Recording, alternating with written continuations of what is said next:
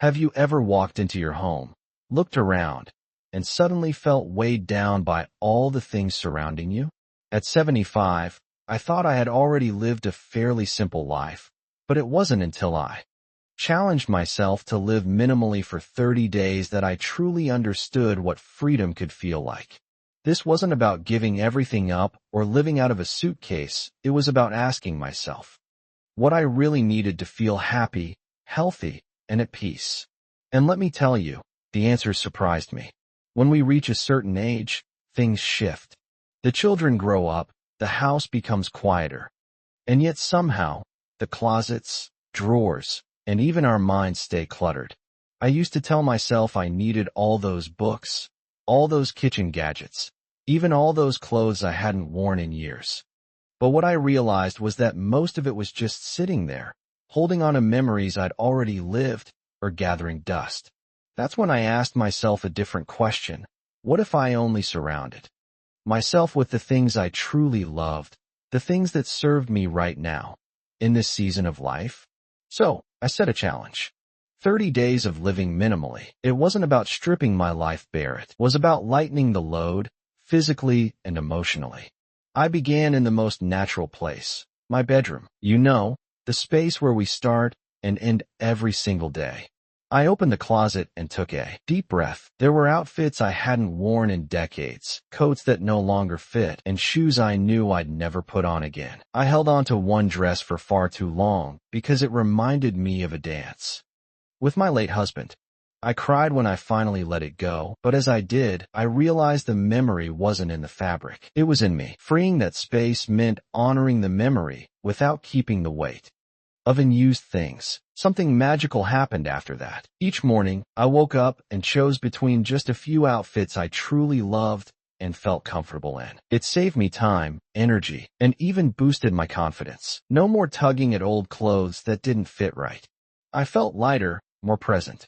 And it reminded me that at our age, comfort and joy matter far more than keeping up with what we used to wear 20 years ago. After the closet came the kitchen. Now, I don't know about you, but my kitchen drawers had become little museums of gadgets. Peelers, slicers, mixers, half of which I never touched. For 30 days, I kept only the essentials. One good knife, a cutting board, a pot, a pan, and a few utensils. I thought I'd miss the rest, but instead, I discovered how freeing it was to cook without the clutter. Meals became simpler, healthier, and less overwhelming. Instead of juggling 5 pans, I focused on making nourishing soups, roasted vegetables, and fresh salads. And in that simplicity, I found more joy in eating. My digestion even improved because I wasn't tempted by fancy, processed recipes that required half the tools in the drawer. Now, I'll be honest, downsizing isn't always easy. There were moments when I hesitated, like the stack of holiday dishes I'd saved for family gatherings. For years, they sat untouched. At the back of the cabinet, my daughter once said, "Mom, you don't have to hold on to these for us." Letting them go stung at first, but the truth was, I'd been keeping them more for the memory of big gatherings than for the reality of my life now. By passing them on, I gave them a new life in her home, where they're used and loved again. And I freed myself from the pressure of clinging to the past. But the changes weren't just about objects. Living minimally began to change the way I thought. With fewer distractions, I noticed I had more time and energy for things that truly mattered.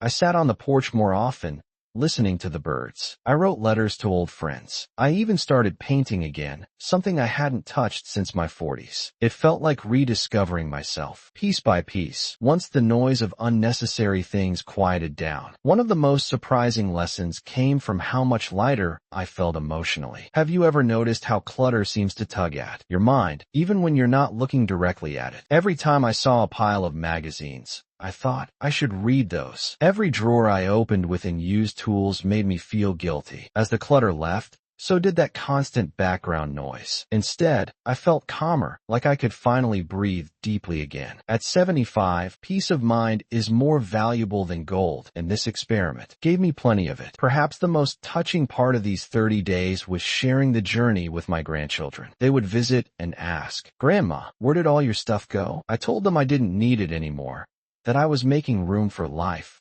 not things. And you know what? They loved it. They said my home felt more open, more welcoming. We played board games on the floor without moving piles of magazines or rearranging furniture. It reminded me that minimalism isn't just about us. It creates space for connection with the people we love.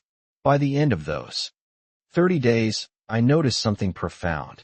I wasn't just living with fewer things. I was living with more intention. Each item in my home had a purpose.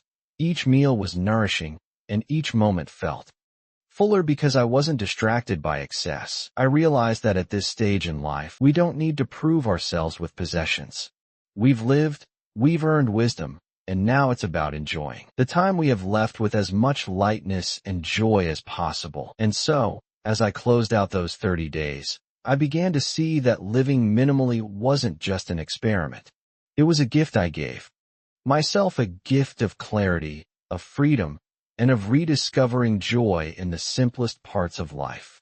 And the truth is, it's a gift anyone can give themselves, no matter the age. Now, having shared how I began and the changes it sparked in my daily routines, let's move deeper into what this way of living revealed about my relationships, my health, and even my outlook on aging itself. What surprised me most as those 30 days unfolded was how minimalism began to ripple into every part of my life, far beyond closets and kitchen cabinets. It started to reshape my relationships, my health, and even how I looked at aging. At first, I thought living with less would just mean tidying up my house, but it became something much bigger. It was about redefining what truly mattered at 75 and finding a sense of peace I didn't know I was missing. One of the first shifts I noticed was in my relationships. I've always loved hosting family gatherings, and for many years, I thought being a good host meant having a house full of decorations, extra furniture, and fancy dishes.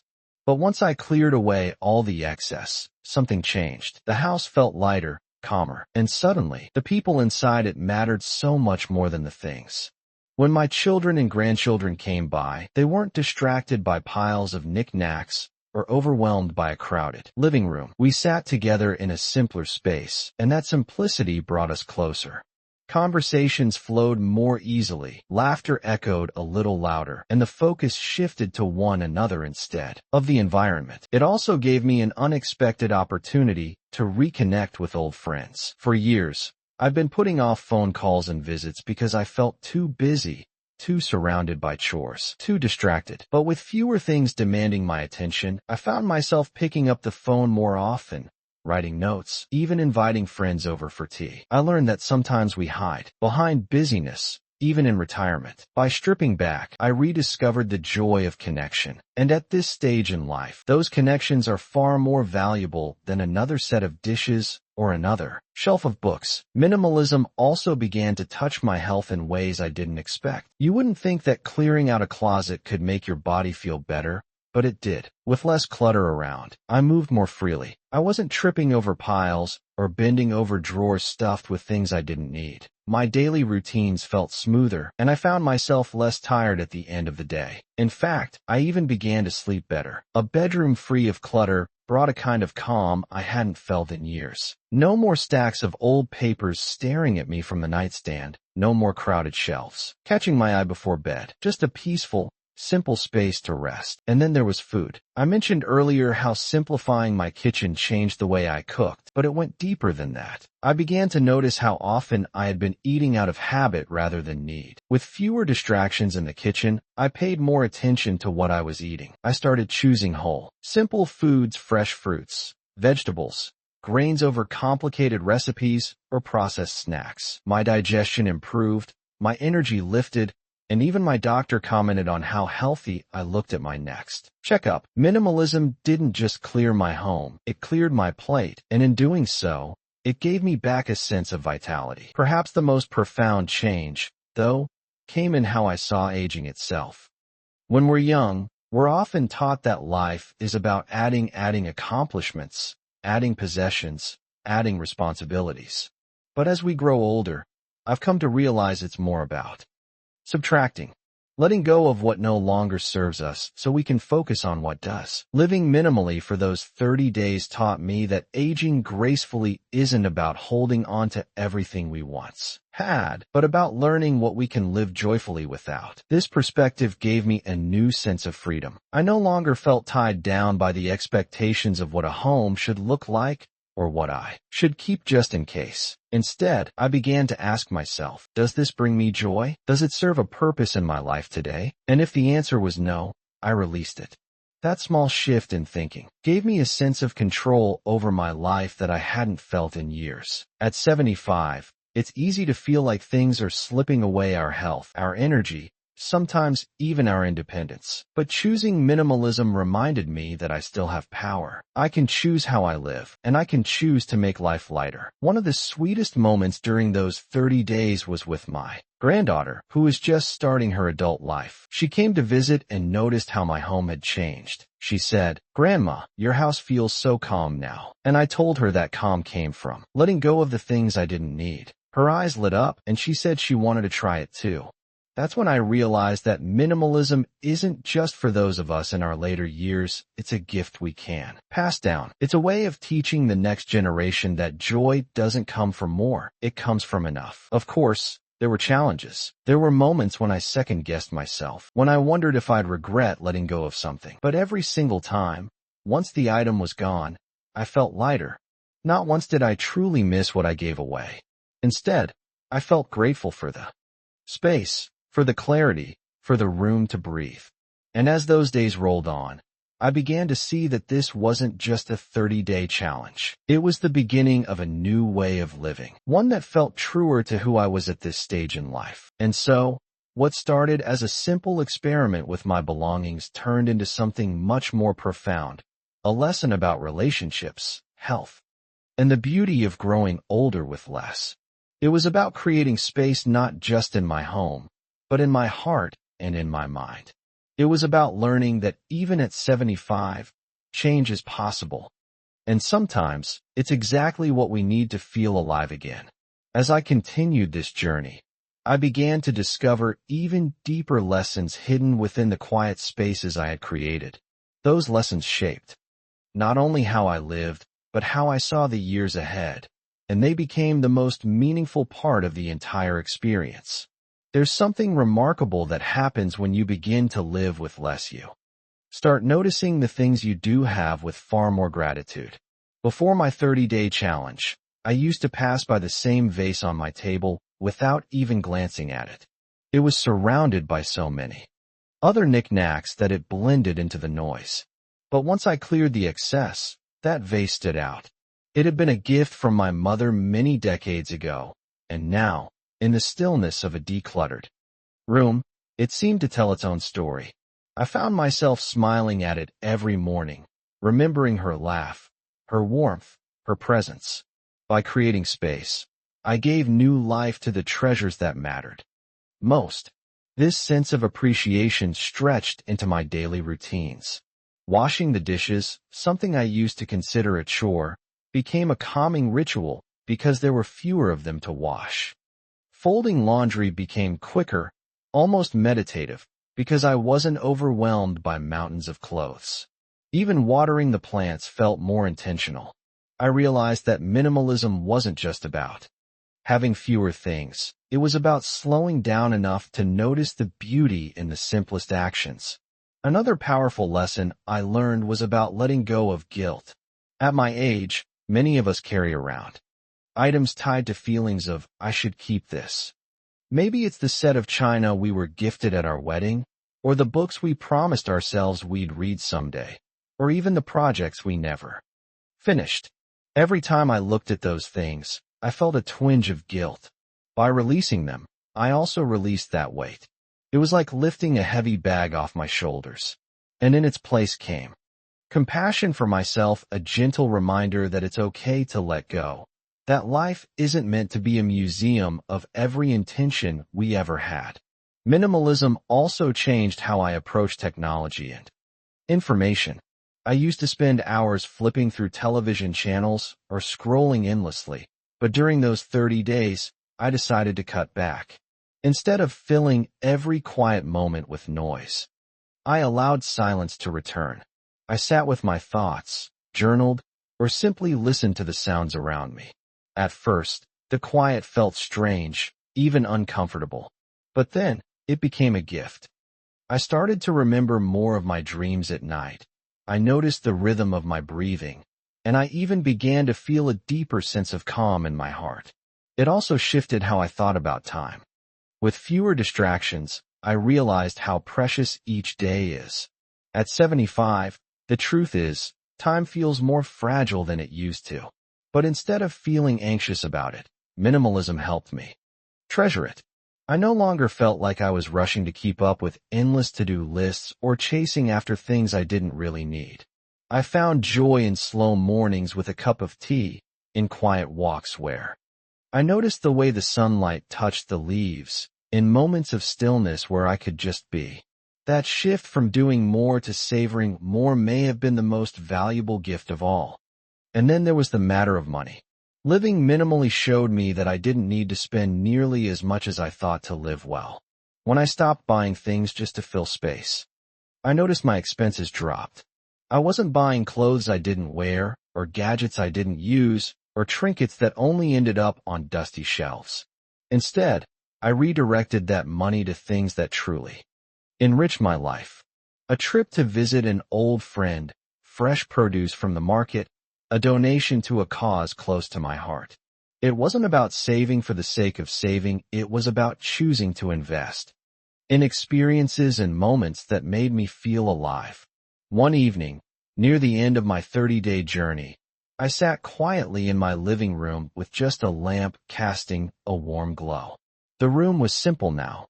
Just a comfortable chair, a few photos, and that vase from my mother. And as I sat there, I felt a wave of peace wash over me. I realized that minimalism wasn't about deprivation. It wasn't about what I had lost. It was about gaining room for peace, room for joy, room for life to breathe again. At 75, I felt something I hadn't felt in years. Lightness, not just in my home, but in my soul. What started as a 30-day experiment turned into a doorway to a new way of living. It reminded me that even at this stage of life, we are capable of change, capable of growth, capable of finding new joy. And the beauty of it is that it doesn't take grand gestures or massive effort. Sometimes, it just takes opening a drawer, letting go of one small thing, and seeing how much lighter you feel afterward. One step at a time, one choice at a time, the weight lifts. As I looked ahead to the days beyond those 30, I knew I didn't want to go back to the way things were before. Minimalism had taught me lessons far too valuable to ignore. Lessons about gratitude, about letting go, about savoring time and treasuring what truly matters. And those lessons weren't just for me, they were for anyone who's ever felt overwhelmed, burdened, or lost in the clutter of life. Living minimally at 75 taught me that it's never too late to change, never too late to simplify, never too late to choose joy over weight. And as I embraced this new way of being, I felt more ready than ever to live the years I have left with a lighter heart, an open mind, and a home filled only with what truly matters. I remember waking up on the very last morning of my 30-day challenge and thinking, well, I did it. But almost immediately, another thought followed. I don't want to stop. What I had imagined would be a temporary experiment had turned into a way of life, and the idea of going back to the way things were before felt impossible. The cluttered closets, the overstuffed drawers, the restless energy, they belonged to an old version of me. This new version, the one who had spent a month living more lightly, wasn't ready to give that piece away. What struck me most in those final days was how different I felt inside. For years, I thought of change as something for younger people. At 75, I assumed the patterns of my life were set. But this experience taught me that change is possible at any age, and in some ways, it's even more rewarding now. When you've lived as many years as we have, every small shift feels bigger, because it touches not only your present, but the whole story of your life. Letting go of one thing isn't just about today, it's about releasing years of baggage and allowing yourself to live more freely in the time you have left. I also realized how much my perspective on possessions had shifted. In the past, I kept things just in case. Just in case I needed them someday. Just in case someone asked for them. Just in case letting them go meant losing a piece of myself. But during those 30 days, I never once found myself desperate for something I had given away. Instead, I discovered the opposite. The fewer things I held on to, the more I valued what remained. Each object in my home now felt special, intentional, almost like a trusted companion rather than background noise. And the freedom that came with it, well, that's something I wish I could bottle up and share with everyone. I had more energy to spend time with loved ones, more patience to listen to their stories, more openness to try new things. I even signed up for a painting class at the community center, something I'd put off for years because I always felt too busy with the little tasks my clutter demanded. It was like I had reclaimed hours of my life, simply by deciding to live with less. The emotional weight I shed was just as powerful as the physical one. Grief, guilt, even shame, so many of those feelings had been tied to objects. Letting go of my late husband's old coat didn't erase the love we shared, but it did remind me that love doesn't live in a piece of fabric. It lives in the memories, the laughter, the stories I can share with my grandchildren. Releasing the coat didn't diminish his presence in my life, it honored it. It said, "I carry you here," pointing to my heart, not in a closet.